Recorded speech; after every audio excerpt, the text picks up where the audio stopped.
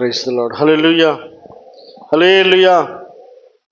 ప్రభు అయిన యేసుక్రీస్తు నామములో ప్రియులారా, మీ అందరికీ కూడా శుభాభివందనాలు తెలియజేస్తూ ఉన్నాను. దేవుడు తన కృపలో గడిచినటువంటి దినాలన్నీ కూడా తన రెక్కల చాటును భద్రపరిచి ఈ రాత్రి వేళ ఇటు రీతిగా ఆయన సన్నిధిలో కొద్ది నిమిషాలు ఆయన మాటలు వినడానికి ఆయన ఇచ్చినటువంటి కృపను బట్టి దేవునికి మహిమ కలుగును గాక. హల్లెలూయా, హల్లెలూయా.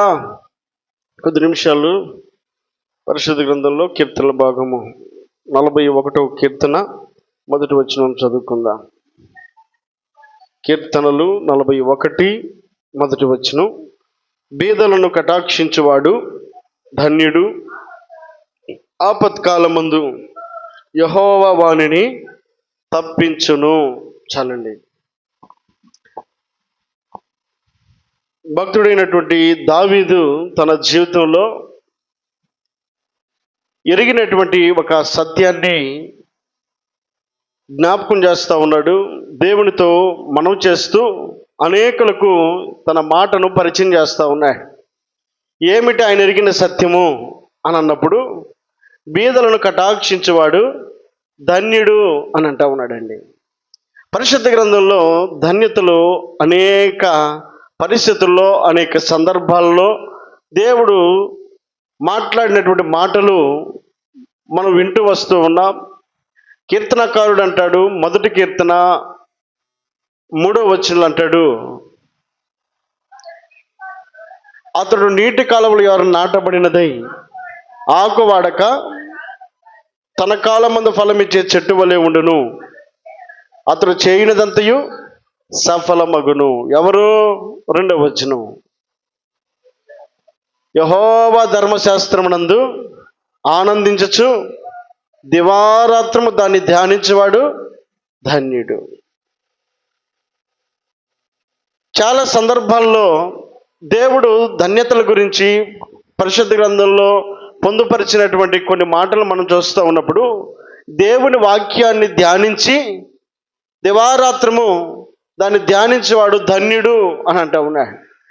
ధన్యుడు అని అన్నప్పుడు ఎంతో ఆశీర్వాదం అక్కడ కనబడతా ఉంది.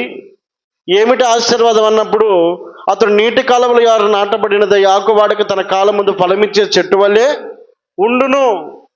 అంటే ఎల్లప్పుడూ కూడా పచ్చదనంగాను ఫలాలు ఇచ్చే వ్యక్తిగాను దీవెనకరంగా ఆశీర్వాదకరంగా నీటి కాలువలు ఎవరబడిన నాటబడిన చెట్టు వల్లే అతడి జీవితం కొనసాగుతుంది.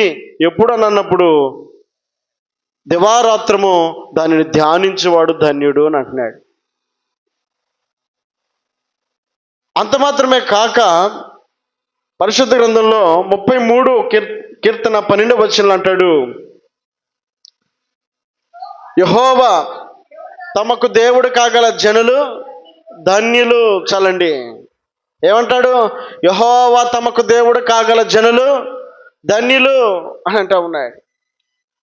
కీర్తనకారుడు మొదటి కీర్తనలు ఏమంటాడు? దివారాత్రము దాన్ని ధ్యానించేవాడు ధన్యుడు, నీతి కొరకు ఆకలి దప్పులు గలవారు ధన్యులు అని కొండ మీద ప్రసంగంలో యేసుక్రీస్తు ప్రభుల వారు 5వ అధ్యాయంలో మత్తయి రాసిన సువార్తలో మాట్లాడతాడు.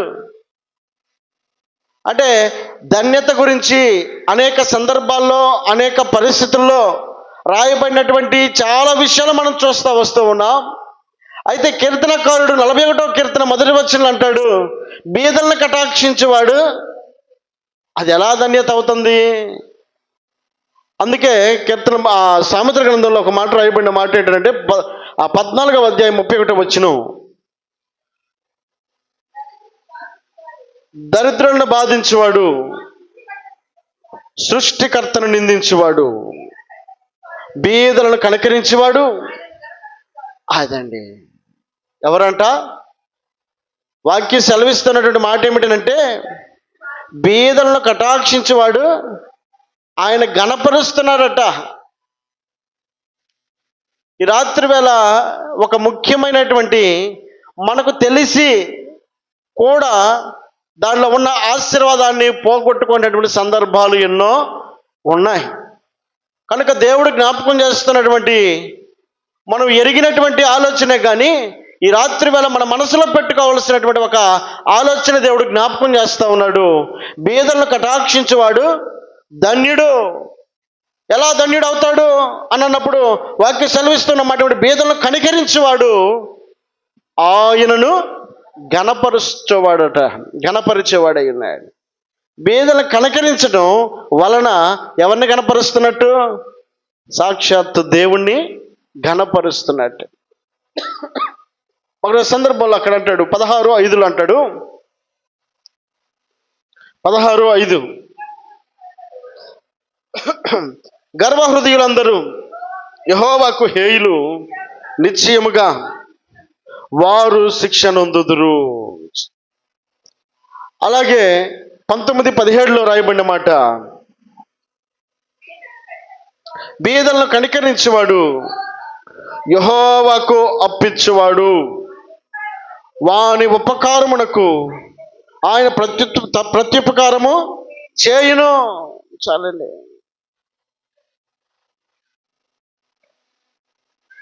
బీదలను కటాక్షించేవాడు ధన్యుడు అని 41వ కీర్తన మొదటి మాటలో రాయబడినటువంటి మాటను మనం జ్ఞాపకం చేసుకుంటున్నప్పుడు, బీదలను కటాక్షిస్తేనట దేవుణ్ణి ఘనపరిచిన వ్యక్తులు అవుతామట.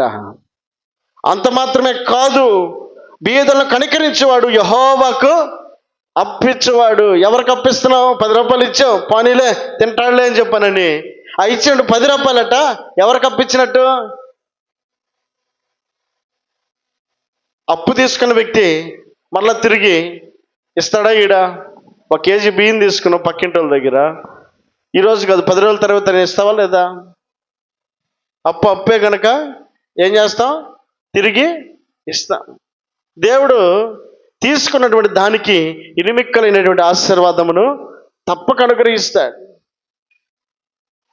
బీదలను కటాక్షించేవాడు ధన్యుడు. ఎలా ధన్యుడు అవుతాడనంటే ఆయనను గణపరుస్తూ ఉన్నాడు, ఆయనకు అప్పిస్తూ ఉన్నాడు. ఈ సూత్రాన్ని ఈ రాత్రి వేళ దేవుడు జ్ఞాపకం చేస్తున్నాడు. దాని క్రింద లైన్లో రాయబడిన మాట ఏంటంటే, వాని ఉపకారమునకు ఆయన ప్రత్యుపకారము చేయును. నువ్వు చేసేటువంటి మేలు, నువ్వు చేసేటువంటి ఉపకారము, నువ్వు సహాయపడేటువంటి విధానము ఏదైతే ఉందో, నీకంటే నేనే పేద్దాన్ని కదా, ఇక నేనెవరికి ఇస్తాను? మరి నీకంటే ఇంకా తక్కువైన వారు నీ కళ్ళ ముందు కనబడడం లేదా? ఎంతోమంది మన స్థాయి కంటే ఇంకా తక్కువైనటువంటి వారు, అంటే వారి దృష్టిలో మనం గొప్పవారం అవ్వచ్చు, మన దృష్టిలో ఇంకొకరు గొప్పవారు కావచ్చు, ఇంకొకరి దృష్టిలో మరొకరు గొప్పవారు కావచ్చు. కానీ ఎవరో ఒకరికి నీకు సహాయపడడానికి దేవుడు అనేకులు నీ ఎదుటికి కనబడేటట్లుగా చేస్తూ ఉన్నాడు. నీ సహాయం కొరకు ఎదురు చూసేటట్లుగా చేస్తూ ఉన్నాడు. నిన్ను అడిగేటువంటి వ్యక్తులుగా ఆ మనుషులను పంపిస్తూ ఉన్నాడు.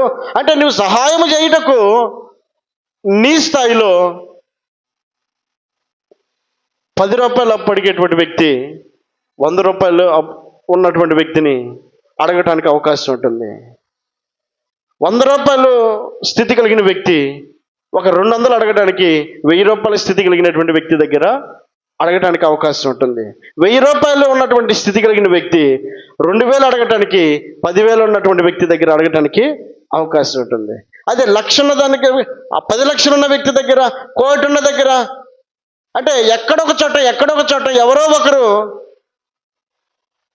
తప్పక వారి వారి స్థితిగతులను బట్టి, వారి వారి స్థాయిలను బట్టి, వారి వారి పరిస్థితులను బట్టి సహాయం కోసం అర్థించేటువంటి పరిస్థితులు మన జీవితాల్లో కనబడుతూ ఉంటాయి. కానీ దేవుని వాక్యం సెలవిస్తూ ఉంది, నీవు సహాయము చేయదగినటువంటి సహాయము నీవు చేయకుండా ఎన్నడూ కూడా మర్చిపోవద్దు. ఎందుకనంటే నీ స్థాయిలో నీకున్న పరిధిలోనే నువ్వు 10 రూపాయలు ఇవ్వగలవా ఎదుటి వ్యక్తికి? ఆ 10 రూపాయలు ఇచ్చేటువంటి స్థాయిని దేవుడు నీకు ఇచ్చాడా? ఆ 10 రూపాయలు ఇవ్వడానికి నువ్వు వెనకాడా వద్దు అని అంటా ఉన్నాడు. ఎందుకనంటే ఇదిగో బీదలను కటాక్షించేవాడు ధన్యుడు. ఎలాంటి ధన్యుడు అంటే ఇదిగో యెహోవాను గణపరిచేవాడు అతడు, యెహోవాకు అప్పిచ్చేవాడు అతడు. నీ స్థాయిలో నువ్వు చేసే సహాయము దేవునికి చేసినట్టే. దేవునికి మహిమ కలుగునుగాక.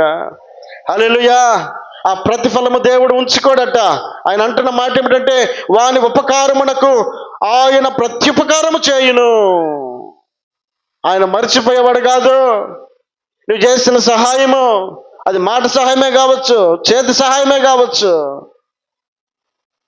నువ్వు ఏదైతే ఇతరులకు నీ దగ్గర ఉన్నది అందిస్తావో, నీ ప్రేమను అందిస్తావా, నీ దగ్గర ఉన్నది అందిస్తావా, నువ్వు ధైర్యం చెప్తావా, ఏదైతే నీ దగ్గర లేని దాన్ని దేవుడు అడగడం లేదు, నీ దగ్గర ఉన్నది నువ్వు ఇతరులకు ఇవ్వగలిగినప్పుడు తప్పక ఆయనకు చేసినట్టే ఆయన నీ ఉపకారమును ఉంచుకొనక ప్రత్యుపకారం చేస్తాడట.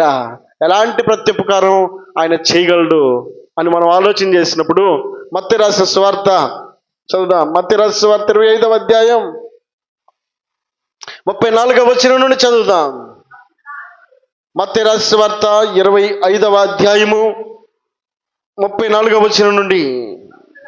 అప్పుడు రాజు తన కుడి వైపున ఉన్న వారిని చూచి, నా తండ్రి చేత ఆశీర్వదించబడిన వారులారా రండి, లోకము పుట్టినది మొదలుకొని మీ కొరకు సిద్ధపరచబడిన రాజ్యమును స్వతంత్రించుకొనుడి.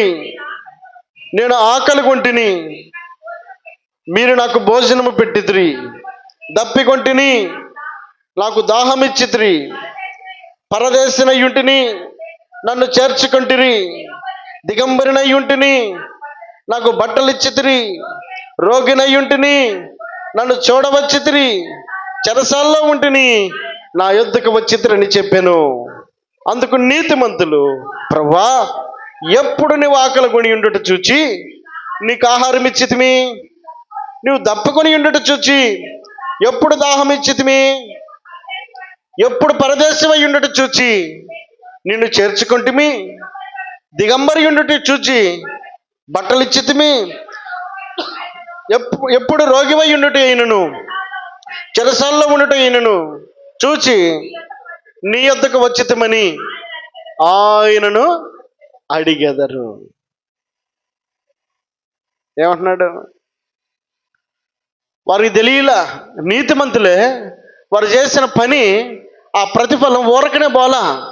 ఎక్కడికి చేరింది అది? మనుషులు ఒకవేళ మర్చిపోవచ్చేమో, నువ్వు నాకేం సహాయం చేశావు, ఎంత మాట, నేను ఆ టైంలో ఫలానా సమయంలో నీకు ఇంత సహాయపడితే ఇప్పుడు నేను ఏం చేయలేదని చెప్పని సింపుల్గా ఒక్క మాటలో తేల్చేసేవే, నీకోసం నేను ఎంత చేశాను అని మరలా మనం చెప్పుకునే పరిస్థితి మనుషుల దగ్గర రావచ్చేమో. నువ్వు చేసేటువంటి పని దేవునికి ఇష్టమైన పని అయి ఉన్నప్పుడు ఆయన తప్పక నీ పనిని ఆయన తన హృదయంలో దాచిపెట్టుకుంటాడండి. వారికి కూడా తెలియదు, నీతిమంతులే చేసిన మేలు చేసి మర్చిపోయారు, వారికి కూడా తెలియదు. వారు కూడా ఇతరులకు సహాయపడ్డారు, బట్టలు లేని వారికి బట్టలు ఇచ్చారు, ఆహారం లేని వారికి ఆహారం ఇచ్చారు, హాస్పిటల్లో ఉన్న వారిని చూడడానికి వెళ్ళారు.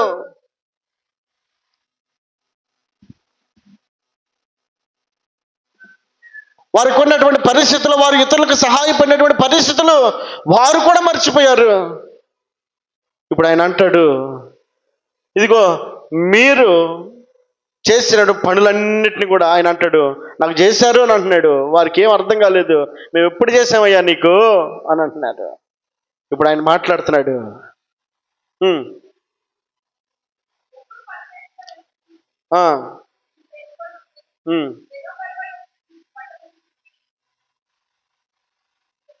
దాని క్రింద మాట 40వ వచనం.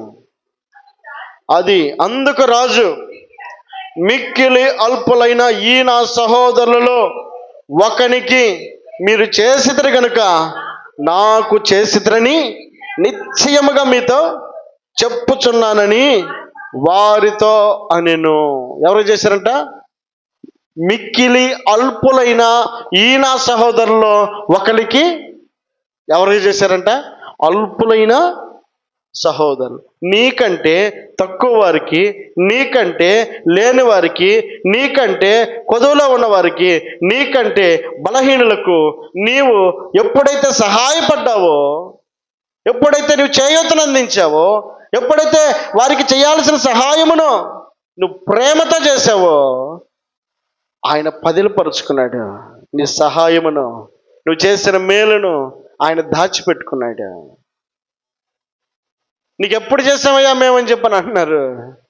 ఆయన అంటున్నాడు, మిక్కిలి అల్పులైన ఈ నా సహోదరులకు మీరు చేసిద్దరు గనక నిశ్చయముగా. ఎవరికి చేశారంట వాళ్ళు?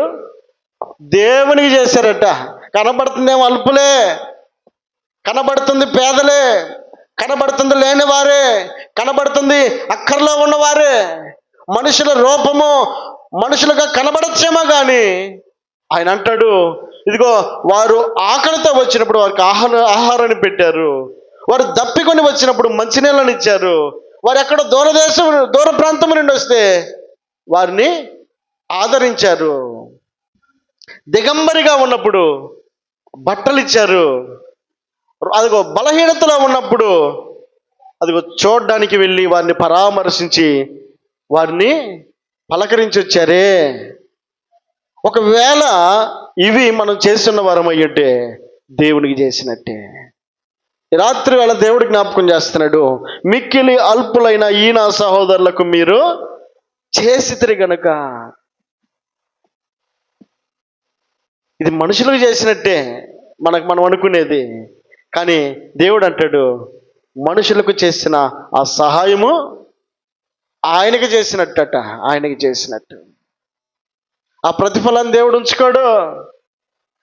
ప్రత్యుపకారము నీకు చేయడానికి ఆయన ఇష్టపడేవాడు.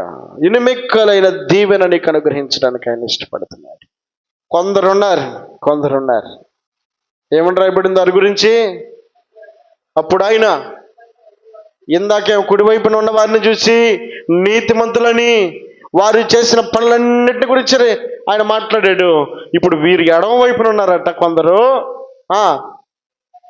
శపింపబడిన వారులారా, ఇందాక వారినేమో ఆశీర్వదించబడిన వారా అని అన్నాడు, వీరినేమో శపింపబడిన వారులారా అని పిలుస్తున్నాడు. ఎందుకు శపింపబడిన వారు? నన్ను విడిచి అపవాదికిని వాని దూతలకును సిద్ధపరచబడిన నిత్య అగ్నిలోకి పోవుడి. నేను ఆకలి కొంటిని, నాకు భోజనం పెట్టలేదు, దప్పికొంటిని, మీరు నాకు దాహం ఇవ్వలేదు, పరదేశమై ఉంటిని, మీరు నన్ను చేర్చుకోలేదు, దిగంబరనై ఉంటిని, మీరు నాకు బట్టలు ఇవ్వలేదు, రోగినై చెరసాల్లో ఉంటిని, చూడ్డానికి కూడా రాలేదండ్రి. అందుకు వారును, ప్రభా నువ్వెప్పుడు ఆకలిగా ఉండిట అయినను, దప్పికొని అయినను, పరదేశి అయి ఉండుట అయినను, దిగంబరి అయి ఉండుట అయినను, రోగి అయి ఉండుట అయినను, చెరసాల్లో ఉండుట అయినను చూచి మీకు ఉపచారము చేయకపోతేమని. అంటే ఆయన కనపడితే చేస్తారంట వీరు, పక్కన వాళ్ళు మాత్రం కన్నెత్తి కూడా చూడరట. దేవుడు వస్తే ఆయనకి సోఫా సెట్ వేస్తాం, కానీ ఆయన ఆజ్ఞలన్నిటిలో నుంచి క్రొత్త నిబంధనలో 2 ఆజ్ఞలను ఆయన మనకు అనుగ్రహించాడు. ఒకటి నీ దేవుడిని యెహోవాను, రెండవది నిన్ను వలె నీ పొరుగు వారిని. ఆయన అంటాడు, మేమెప్పుడు నువ్వు బలహీనతలను రోగగానో ఉంటే మేము ఎప్పుడు పట్టించుకోలేదు, నువ్వెప్పుడు మాకు కనబడలేదే. ఆయన కనబడితే చూడాలన్నది వాళ్ళ ఆలోచన, ఆయన కనబడితే చేయాలన్నది వాళ్ళ ఆలోచన. ఆయన అంటాడు, ఏమంటాడు? అందుకైన మిక్కిలి అల్పులైన వీరిలో ఒక్కడ కాకపోతే ఒక్కడికైనాను మీరు ఎలాగూ చేయలేదు కనుక నాకును చేయలేదని మీతో నిశ్చయముగా చెప్పుచున్నాను. వారి తనిను మీరు నిత్య శిక్షకును, నీతిమంతులేమో నిత్య జీవమునకును పోవుదురు. దీని స్తోత్రం చెల్లిద్దా? హల్లెలూయా. ఒక్క మాట బీదలను కటాక్షించేవాడు. ఒక్క మాటలో చెప్పాలంటే బీదలను కటాక్షిస్తే ఎక్కడికి? డైరెక్ట్ నిత్య జీవానికి మార్గాన్ని ఏర్పాటు చేసుకున్నట్టే అని వాక్యం సెలవిస్తాం. మిక్కిలి అల్పులైన వీరికి మీరు చేసిద్దరు కనుక నాకు చేసిద్దరి అని నీతిమంతుల గురించి, ఆయన కుడివైపున వారిని గురించి ఆయన మాట్లాడుతూ ఆయన అంటాడు, మీకు నిత్య జీవాన్ని నేను ఏర్పాటు చేశాను అని అంటున్నాడు. మిక్కిలి అల్పులైన వీరికి ఒక్కరు కూడా నువ్వు చేయలేదు కనుక నిత్య శిక్షకు నేను అప్పగిస్తున్నానని ఎడమ వైపున ఉన్న వారికి ఆయన అప్పగిస్తున్నాడండి. నిత్య జీవము, నిత్య శిక్ష. ఒకరేమో బీదలు కటాక్షించిన వారు, మరొకరేమో బీదలు తృణీకరించిన వారు. అల్పులైనటువంటి వారిని ప్రేమించిన వారేమో నిత్య జీవాన్ని పొందుకునే అర్హత కలిగిన వారిగా దేవుడు పరిగణిస్తున్నాడు. అల్పులైనటువంటి వారిని తృణీకరించిన వ్యక్తులనేమో నిత్య శిక్షకు అప్పగించడానికి ఆయన ఇష్టపడతా ఉన్నాడు. ఈ రాత్రి దేవుడు జ్ఞాపకం చేస్తున్న మాట, బీదలను కటాక్షించేవాడు ధన్యుడు. ఎలాంటి ధన్యుడు? ఆ బీదలను కటాక్షించిన వాడట ఆయనను గణపరిచిన వాడుగా ఆయన గుర్తిస్తూ ఉన్నాడు. ఆ బీదలను కటాక్షించిన వాడు యెహోవాకు అప్పించిన వాడితో ఆయన పోలుస్తూ ఉన్నాడు. తీసుకుని ఆయన విడిచిపెడతాడా? ఏం చేశాడు? నిత్య జీవానికి అవకాశాన్ని ఇచ్చాడు. దేవుడిచ్చిన ఆశీర్వాదమును వారు పొందుకోవడానికి అర్హులయ్యారండి. ఈ రాత్రి వేళ దేవుడు జ్ఞాపకం చేస్తున్నాడు. ఎన్నోసార్లు మన దైనందిన జీవితంలో కనబడుతున్న పరిస్థితుల్లో ఎన్నోసార్లు మన బిగబట్టిన సందర్భాలు ఎన్ని, మనం వెనకదీసిన సందర్భాలు ఎన్ని, మనం తృణీకరించిన సందర్భాలు ఎన్ని, మనం త్రోసివేసిన సందర్భాలు ఎన్ని. ఒకవేళ ఆయన వాక్యాన్ని అనుసరించి అయ్యో పాపం అన్న మనస్సు స్వభావం నీలో ఉంటే నువ్వు నిత్య జీవం వైపు మార్గాన్ని ఏర్పాటు చేసుకుంటున్నావని దేవుని వాక్యం సెలవిస్తూ ఉంది. అలాంటి కటాక్షము కనికరమే మన హృదయంలో లేకుండా కనుక మనం జీవిస్తూ ఉన్న వారమైతే దాని వలన కలిగే ప్రయోజనము నిష్ప్రయోజనము. యాకోబు రాసిన పత్రికలో ఆయన మాట్లాడుతున్న మాట ఏమిటనంటే 210 పేజీ యాకోబు రాసిన పత్రిక 1వ అధ్యాయం 27వ వచనం. యాకోబు రాసిన పత్రిక 1వ అధ్యాయము 27వ వచనం. తండ్రి అయిన దేవుని ఎదుట పవిత్రమును నిష్కలంకమునైన భక్తి ఏదనగా దిక్కులేని పిల్లలను విధవరాండ్రను వారి ఇబ్బందులలో పరామర్శించుటయు యహలోక మాలిన్యము తన కంటకుండా తన్ను తాను కాపాడుకొనుటయే అని అంటా ఉన్నాయి. నిజమైన భక్తి ఏదనగా, నిష్కలంకమైన భక్తి ఏదనగా, కల్మషము లేని భక్తి ఏదనగా. ఏమంటాడు అక్కడ? దిక్కులేని పిల్లలను విధవరాండ్రును వారి ఇబ్బందుల్లో పరామర్శించుటయు అని అంటా ఉన్నాడు. ఇదే మాట 41వ కీర్తన 1వ వచనంలో రాయబడిన మాట ఏమిటి? బేదలను కటాక్షించేవాడు ధన్యుడు. ఆ కటాక్షించినటువంటి వ్యక్తులు యెహోవాకు అప్పించేవారు, ఆ కటాక్షించినటువంటి వ్యక్తులు ఆయన ఘనపరచువారై ఉన్నారు. నన్ను ఘనపరచువారిని నేను ఘనపరుస్తాడా లేదా? కనుక ఆయన ఘనపరిచే వ్యక్తులమై ఉండాలనంటే బేదలను కటాక్షించే వ్యక్తులమై ఉండాలి. నన్ను ఘనపరచు, నేను ఘనపరుస్తానన్న దేవుడు ఎలా ఘనపరుస్తాడు? నువ్వు చేసిన సహాయమును ప్రతిఫలముగా నీకు నిత్య జీవాన్ని దేవుడు అనుగ్రహించడానికి ఇష్టపడుతున్నాడు. కనుక ఇట్టి ఆశీర్వాదము మనం కటాక్షించి, మనం ప్రేమించి, మనం పరామర్శించేటువంటి ఈ ఆలోచన ఏదైతే ఉందో తప్పక అది నీకు ఆశీర్వాదకరమైనటువంటి ఆలోచన. ఈ ఆలోచన నువ్వు అన్నడు కూడా విడిచిపెట్టద్దు. దేవునికి ఇష్టమైనటువంటి భక్తి ఏదనగా బేదలను కటాక్షించటం.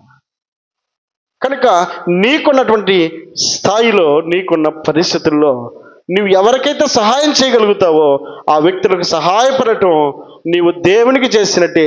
ఆ దేవునికి చేసిన సహాయము నిన్ను నిత్య జీవానికి నడిపిస్తుంది. ఈ రాత్రి వేళ ఈ మాటలు వింటూ ఉన్నటువంటి నీవు దానికి తగినట్టుగా నడవాలని దేవుడు జ్ఞాపకం చేస్తూ ఉండగా ఈ మాటలు దేవుడు దీవించి ఆశీర్వదించును గాక.